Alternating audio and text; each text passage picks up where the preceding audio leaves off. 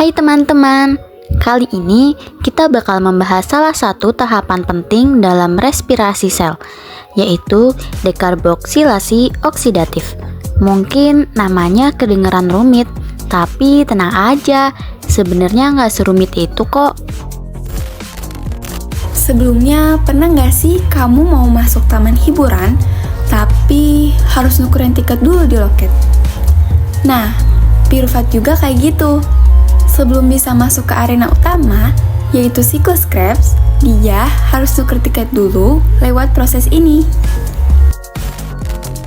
Jadi lebih tepatnya, dekarboksilasi oksidatif ini adalah gerbang penghubung antara glikosis dan siklus Krebs.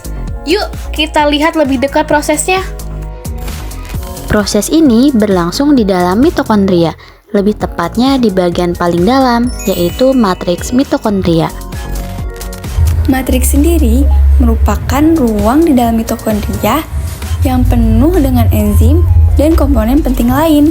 Disinilah reaksi-reaksi energi berlangsung. Nah, sebelum kita masuk lebih jauh ke proses-proses di dalam mitokondria, penting untuk kita memahami dari mana asal bahan bakunya. Bahan baku proses dekarboksilasi oksidatif ini adalah asam piruvat yang dihasilkan oleh glikosis di sitosol. Piruvat gak langsung bisa ikut siklus Krebs begitu saja loh. Kenapa tuh?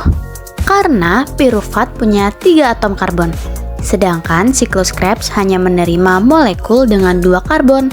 Jadi, 1 karbon dari piruvat harus dilepas dulu melalui proses yang disebut dekarboksilasi oksidatif. Langsung saja yuk kita lihat prosesnya.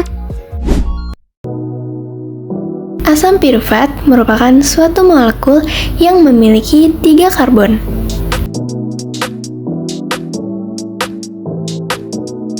Asam piruvat akan kehilangan 1 karbonnya sehingga membentuk 2 karbon yang dinamakan dengan senyawa asetil. Sementara 1 karbonnya yang hilang itu akan membentuk karbon dioksida dan pergi meninggalkan sel. Ketika CO2 atau karbon dioksida terbentuk, berarti ada ikatan yang diputus antara karbon nomor 2 dan karbon nomor 3.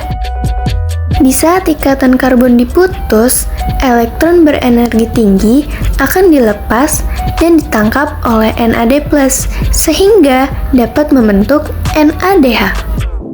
Nantinya, NADH ini akan membentuk ATP pada transport elektron. Sekarang kita kembali ke asetil. Asetil merupakan gula yang kita butuhkan untuk melanjutkan ke tahap selanjutnya. Tapi, ternyata asetil ini tidak bisa langsung menuju mitokondria loh. Kenapa? Ya karena mitokondria merupakan organel yang memiliki membran di sekelilingnya. Membran ini sifatnya semi-permeable, yang artinya tidak membiarkan molekul sembarangan untuk masuk ke dalamnya. Sehingga asetil membutuhkan tanda pengenal untuk masuk ke dalam mitokondria. Tanda pengenalnya yaitu koenzim A. Kemudian koenzim A akan terikat pada molekul asetil ini, sehingga membentuk asetil koenzim A. Asetil koenzim A inilah yang akan diterima ibarat sebagai kartu akses untuk masuk ke dalam mitokondria. Karena sudah mendapatkan izin, maka asetil koenzim A akan masuk melewati kedua membran mitokondria dan akan sampai di bagian dalam mitokondria yang disebut matriks.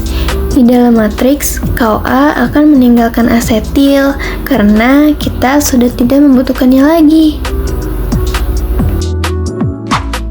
Dari 1 molekul glukosa, kita dapatkan 2 molekul piruvat. Jadi, hasil dari dekarboksilasi oksidatif ialah 2 NADH, 2 CO2, dan 2 asetil koenzim A. Oke teman-teman, segitu dulu ya penjelasan kita kali ini. Semoga kalian sekarang bisa kebayang gimana proses piruvat sebelum masuk ke siklus Krebs. Sampai ketemu di pembahasan tahap berikutnya. Jangan lupa belajar sambil enjoy ya.